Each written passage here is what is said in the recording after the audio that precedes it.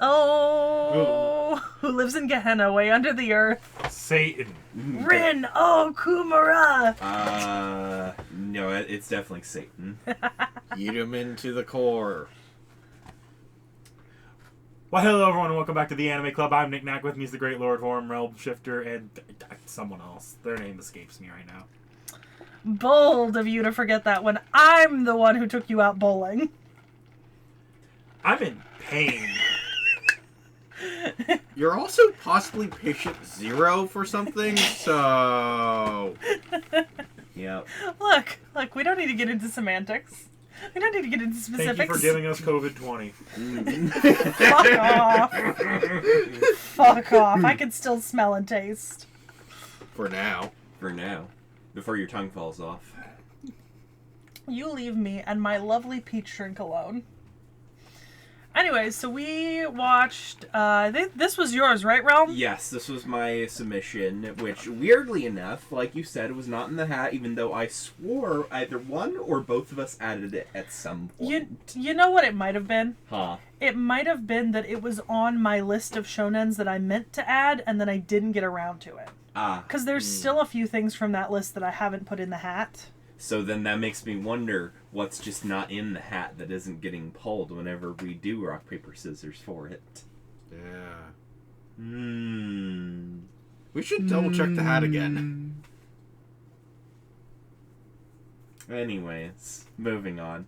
I made a slight mistake with the submission count here. I should have done 1 through 15 for us, because that covers basically everything that is quote-unquote canon to the source material, because everything after that goes into the Anime only? Anime only portion of this season.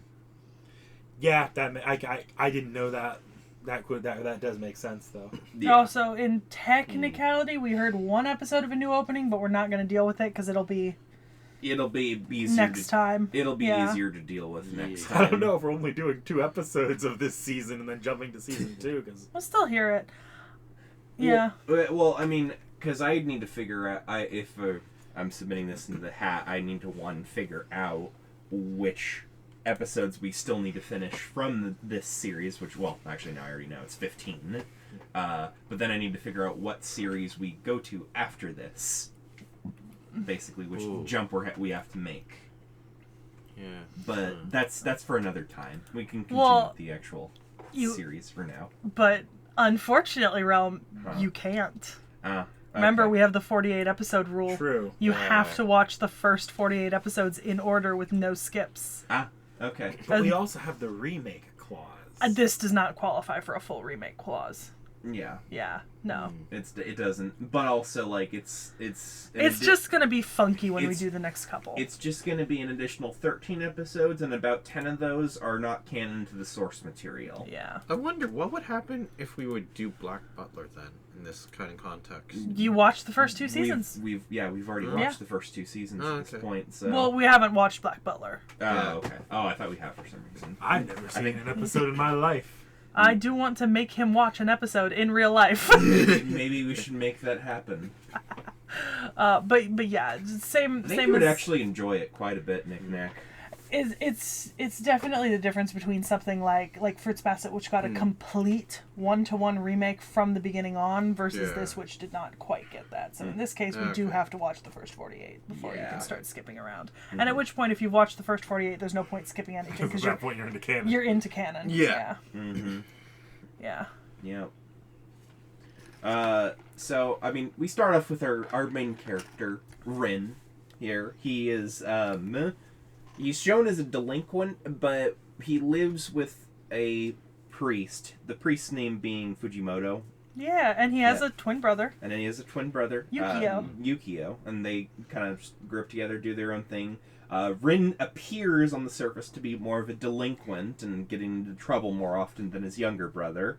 And he has dropped out of... We've learned he's dropped out of school by this point, so there's not too much, like, going for him. He's kind of down on his luck most of the time in comparison to his younger brother. But pretty quickly we turn out that there might be a reason for all of that, being that he is the son of Satan, literally. He is the spawn of the devil. From the Bible. Yes. Well, it's interesting to call the plane of existence where normal people reside as Asya, which is interesting. I don't think I've heard that term used before outside of this series. So I wonder what the origins in regards to that are, so to say. But I'm not too sure otherwise. But yeah. It's an interesting start. It's definitely an interesting setup, I think. Yeah. I don't know that I went into this expecting nearly the amount of, like, Satan from the Bible. Because I went into this almost wholly blind. Mm-hmm. Holy. Oh, holy blind. I'm sorry, that was such a bad joke. So when actually Satan appears, the actually is important, I think. When actually Satan appears, I didn't really know how to take it. Yeah. It's just kind of random, isn't it? In some sort of way. Yeah, a little bit. Yeah. Like, you are the son of Satan. Like, okay. Okay. Lucifer himself. Yeah. Yup. Oh, okay. So I guess just to get into production quality, since that's the thing that Seki usually goes over here. Well, yeah, but normally we tackle it before we start on story, and we haven't even talked about OPED. And no one was saying anything, so I figured, and since it's my show, I figured I'd start us off. You're good. It was kind of fun to see a Relwood. But on that topic, so since we're only talking about the first season right now, the first season was done by A1 Pictures, and the music was written by Hiroyuki Sawano. Yep. Yes. Which is, I think, the most important things. This also, keep in mind, this is a much older series, like, relative to a lot of stuff we've watched. I mean, this was coming out in 2011. And the manga was coming out in 2009. Yeah, so it's pretty old. It is still ongoing. Yes. Well, at least the manga is. The anime, no. The anime is ended, I think. Is it for now, ended, or is it just not got a season 4? No, it's gotten a season 4. 4. It has a season 4.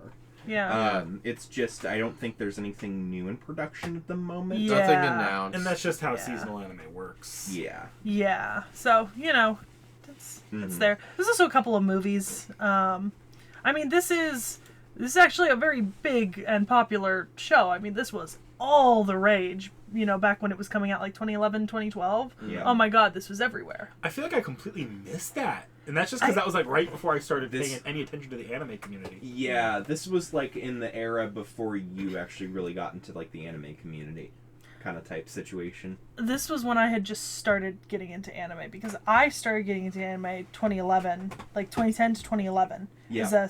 When I was in 7th grade. Yeah, I remember that specifically. Yep. And I remember watching the first season of this as it was coming out. So I've seen like the whole first 25 episodes. I never watched past that. Yeah. But I did read past that, so this is recap from me. The music's fantastic. Oh yeah. Oh yeah. I didn't know it was Sawano going in, but I keyed in on it like after this. Like that's a Sawano drop. This was Sawano. The interesting part is that A1 Pictures did seasons 1 and 2. Hiroyuki Sawano did season 1. One writer did season 1, one director did season 1, but then they switched it all up. A different studio took over for seasons 3 and 4, and you get different directors, different writers, and different music producers when they switched studios. So I mean, that makes sense though. There was a bit of a season. The first set of it was like when they had the anime original stuff that happens after we watched.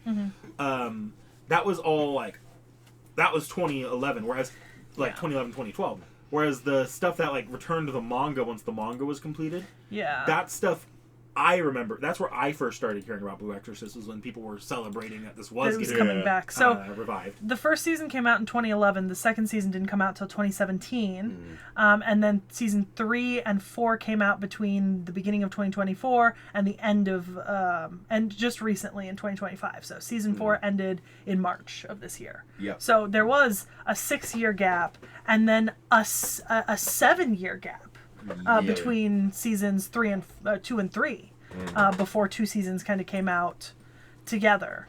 And technically season 4 is 2 cores, so it's almost like 5 total seasons, right, if you're counting it by core. 4 started coming out in October of 2024, ended in March of 2025. 2 cores. Oh, yeah, so for all intents and purposes, this is still ongoing. It's just not got a current season in production. Right. Yeah. So, you know. Yep. Nothing announced, pretty much. Yeah. So, I mean, yeah, this is some big gaps. I mean, 6 years in the first gap, 7 years on the second. And granted, some of that 7-year delay is probably due to COVID, because, you know, a lot of things that got gaps probably had a year or 2 added on due to the whole pandemic shutdowns and stuff. Right. But that's still a large gap. I mean, that's 12 years without production, with just a season in between every now and then.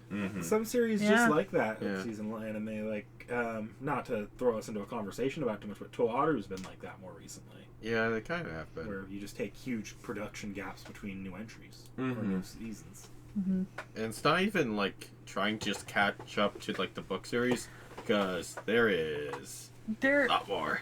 I do have a fun note on the music though, outside of Hiroyuki Sawano, is that the ending for the ending song for the first 12 episodes, how did you guys feel about it?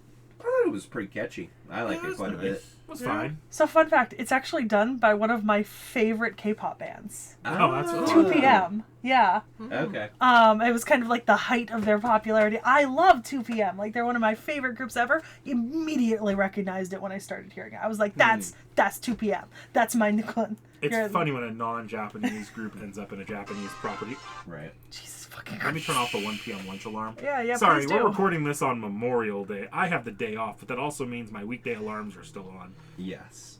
Yeah, so I'm personally, I'm very happy about the ending song. Like, I think hearing it just kind of brought back like all of those like really positive feelings I have about like that group and stuff. Like, so it really stood out to me, but that's because it was something that I recognized viscerally.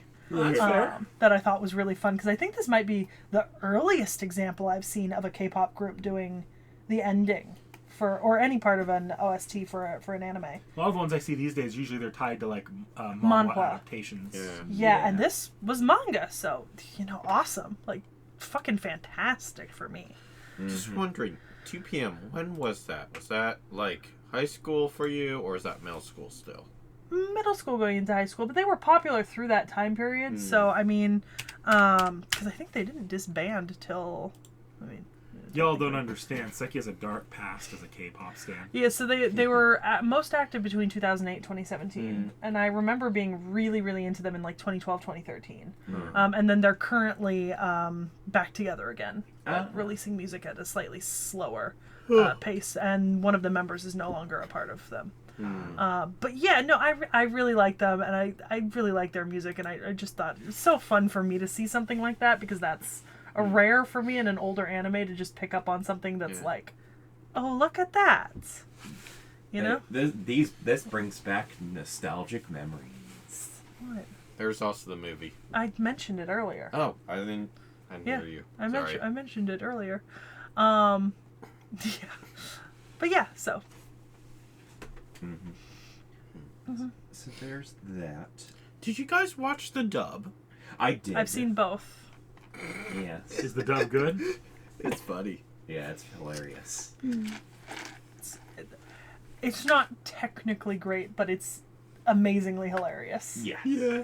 That does not inspire confidence. Well, keep in mind this was also in that era before we really got excellent dubbing. Yeah, it's like it's not like Ghost Stories where it's a completely different story or like practically an abridged or something, but the inflection and the kind of like the way that they try to hit some of that vocal comedy gags make it hearing somebody attempt that in English, not do it, but attempt it in English it's very fun. Oh yeah, it's its own kind of humor. Yeah, it's worth it for like an episode or two just to kind of experience what it was like if you were watching, because I watched it first in dub, and then I watched it in sub this time for the.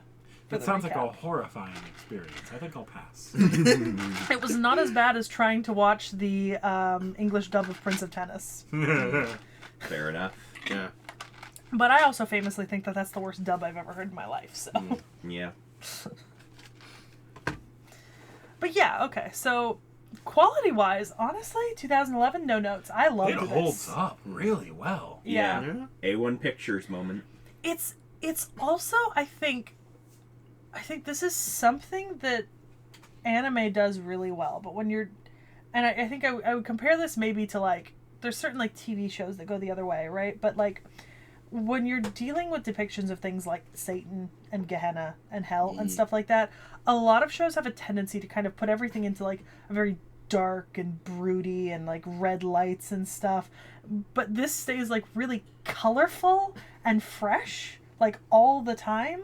And I just think it's really engaging because of that, because you're dealing with some stuff that's like actually quite fucking dark in this story, but you're not watching like a bunch of characters in the same grayscale palette. Right. I mean, you get the example pretty early on of Shiemi's like demon that's literally haunting her in the flower garden of all places. Yeah. Would you say this is a shonen? It is. It is. Also... Well, no. So this was published in Shonen Jump. It is a shonen by demographic. Yeah. But the genre is dark fantasy adventure. Yes. So, demographically, this is absolutely a shonen. But we have to remember, sometimes we have the tendency to equate shonen as both a demographic and a genre, right? It's not. We make that association because a lot of shonen shows follow a very similar premise, and they tend towards fighting shows, that sort of thing. But that's a misnomer that we as the American consumers kind of fall into on accident, whereas this is a shonen because its demographic is to teenage boys, right? The genre is not. Right. So I know it's a shonen, but like at the same time it doesn't feel like a lot of other shonen, but that's because I'm making the mistake, I think, myself, of putting a label on what a shonen should be more than it just being a demographic appeal, if that makes sense. Right. That makes some sense, because I think my comment was going to be this felt a lot, I'll say faster, but read that as better paced shonen compared to a lot of the ones we've watched. I don't feel like the battles ever overstayed their welcome, and so like part of the fun twist is that the main character really doesn't want to be fighting very often, so it feels more often that they have to come up with more clever ways of getting out of situations. Right, because they're at risk of exposing themselves as a literal spawn of Satan to the entire school. So there's some tension there for them to resolve things without conflict.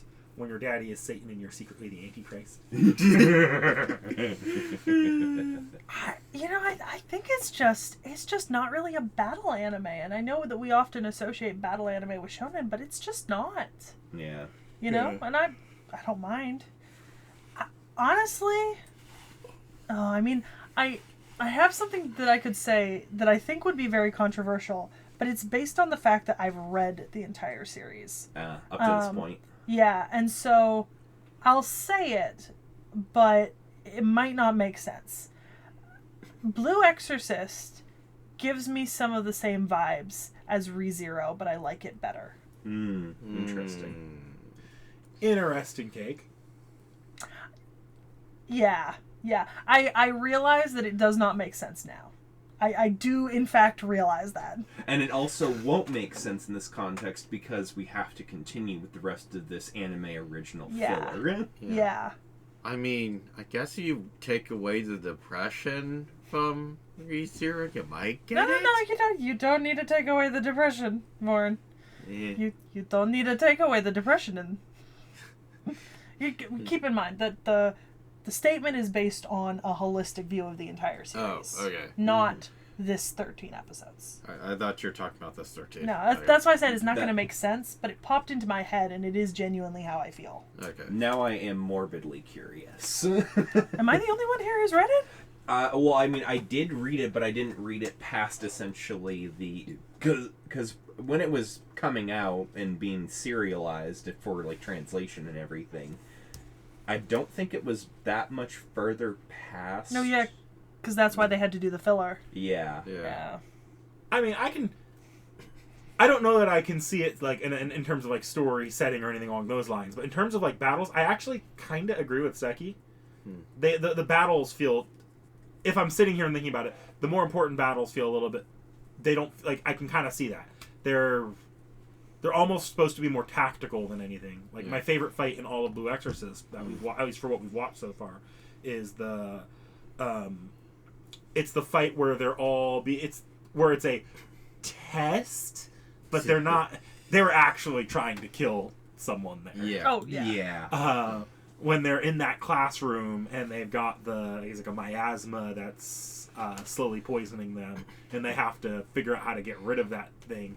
I love that they basically use, like, battle tactics to protect their, like, the equivalent of mages, but they were really just reading out Bible verses. So when I think of it that way, like, where the fights have to be approached more tactically, as opposed to your typical battle shonen, like, say, your Naruto or your One Piece, where there might be some tactics in it, but it's a lot more on the character, like, the character's individual ability. Right. I can kind of see that. Yeah. On a story level, I'm probably thrown off by the fact I haven't seen Blue Exorcist, and I've gone further into ReZero, where it does start looking more like a battle shonen. See, I've got the other way around. For me, it's not the battles; it's the characters. But once again, I've gone further in Blue Exorcist. I haven't gone as far in ReZero. Yeah, I've only gone, like, as far as watching season 1 before season 2 got put out, and I ended up not liking season 1 that much toward the end. So because there's a huge chunk of filler. Yeah. But either way, I mean, it's obviously not a sentiment I can really fully express why I feel that way, since it's covering a bunch of material that we're not talking about, but it felt applicable to mention because it's a comparison that we can make. Yeah. You know? And maybe something to keep in mind if and when Realm puts more of this in the hat. I definitely will be putting more of this in the hat. Yeah.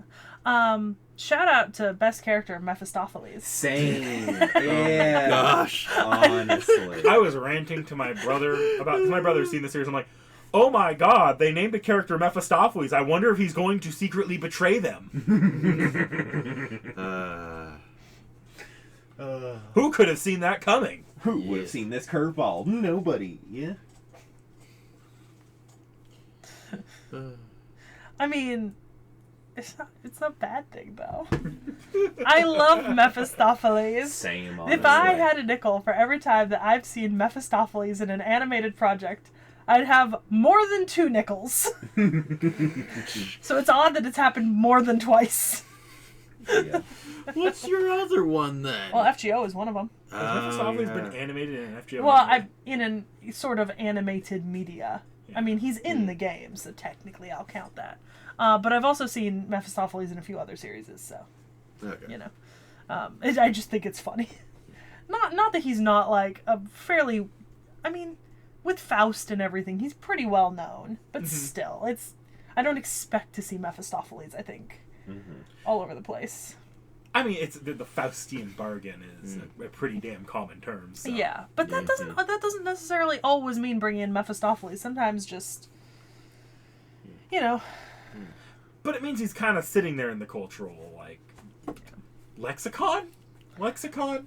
I don't think... Zeitgeist? Zeitgeist? Yeah, maybe? I I think Zeitgeist is better. Hold on. Because lexicon is dictionary.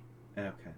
Zeitgeist is era. But Faustian bargain is an element in the cultural lexicon. Yes, Faustian bargain, lexicon. But that's also contributes to the zeitgeist. Yeah. Yes. They're intertwined. Mm-hmm. My brain cells are intertwined right now. I don't like it.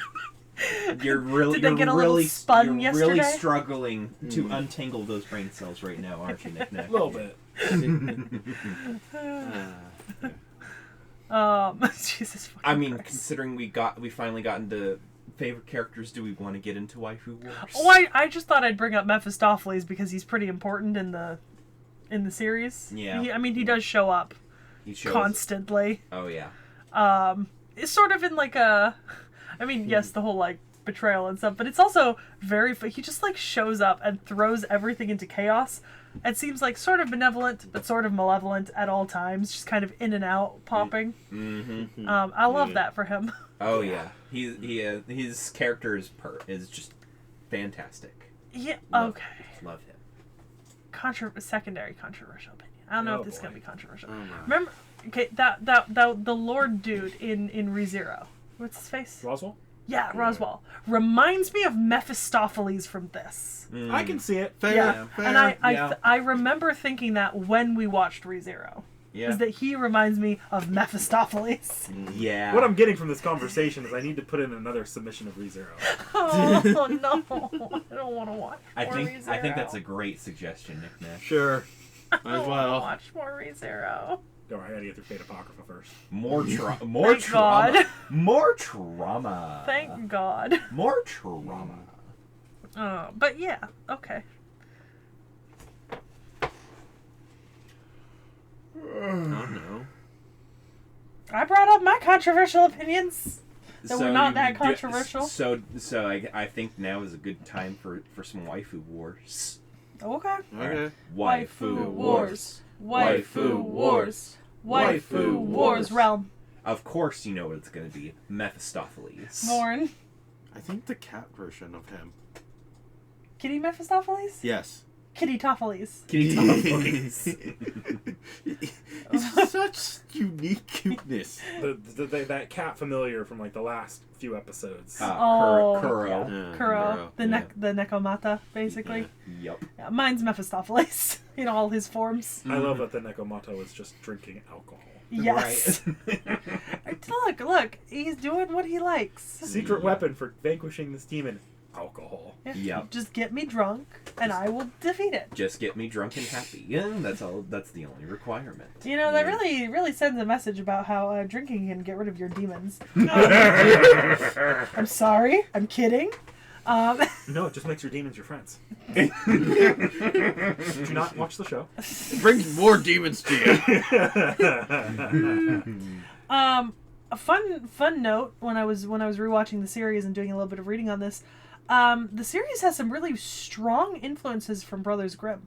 The author herself has said that she wanted to kind of take Brothers Grimm vibes and then translate it into her story. Interesting. And I think it's actually pretty apparent. And I'm a fan of it. Nice. I never would have guessed on it, honestly. Yeah, I think it's one of those things where I suppose if you know about it, it's a little bit easier to see. But I can see how, like, you know, if you don't know about it, like, in advance, you know, it's a little funky. Right. Know? Anyways. I got nothing for recommendations. I mean, I can give a hot take if you want me to give a hot take. Oh, God. My hot take is that Soul Leveling is a mid-ass show. Dang! Well, here's the thing. You're off topic, so... Like, I didn't say it was on topic. I just said it was a hot take. You're off topic, so we're just going to mute that entire section. Yeah. You all will never know what he said. Damn it.